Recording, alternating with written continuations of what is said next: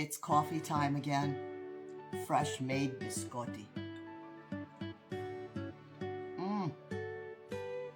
Let me show you how to make ANISE BISCOTTI. Very simple. It's a different flavor profile.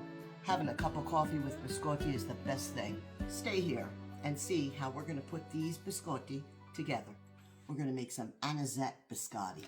We're going to use a little bit of Sambuca to soak our anise seeds. We're going to need 2½ cups of flour, a cup of sugar, some vanilla, the anise seeds, some butter, baking powder, and eggs. Let's get to work. You want to set your oven to 350 degrees for this. We're going to take the butter first and we're going to melt it a little bit just to soften it up.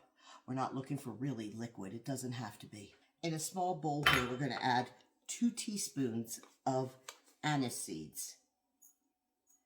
And to the seeds, we're going to add 3 teaspoons of the Sambuca.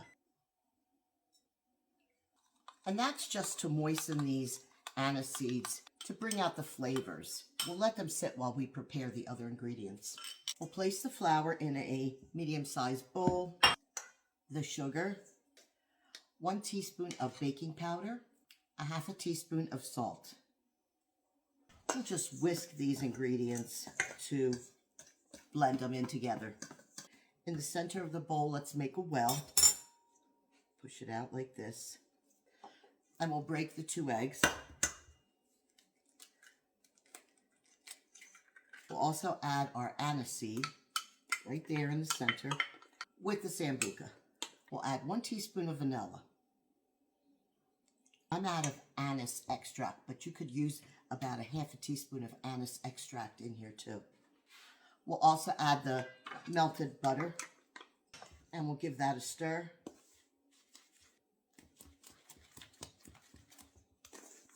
And I'm using a wooden spoon. See, you don't even need a mixer for this. Really simple. Biscotti is really an easy treat to make. It's great with coffee, and it takes no time at all to put it together. I don't know why people don't make these more often. I always have a batch in my kitchen. I usually make orange cranberry, pistachio. Once we have it basically all combined, we're going to take it and dump it out on the counter. And we'll just knead it together until all the dried bits have been gathered in the dough. Pretty much formed a nice soft dough now. So cut this in half. And we're going to make 2 logs. I'm going to use a baking sheet. The silicone bottom here, you could use parchment paper. Once you get your little log to about 3 inches wide, then it's good enough. We'll put that on the cookie sheet, and I'll do the other. Okay, I got both logs on my cookie sheet. We're going to bake them for about 20-25 minutes till they're lightly browned. Then we'll take them out. Okay, the biscotti baked for 25 minutes, and now we're going to let them cool. We're going to reduce the oven to 300. We'll let these cool for 10 minutes, and then we're going to cut them. Put them back on the pan and bake them again. Okay, video cut out. They've cooled off, and we're cutting them.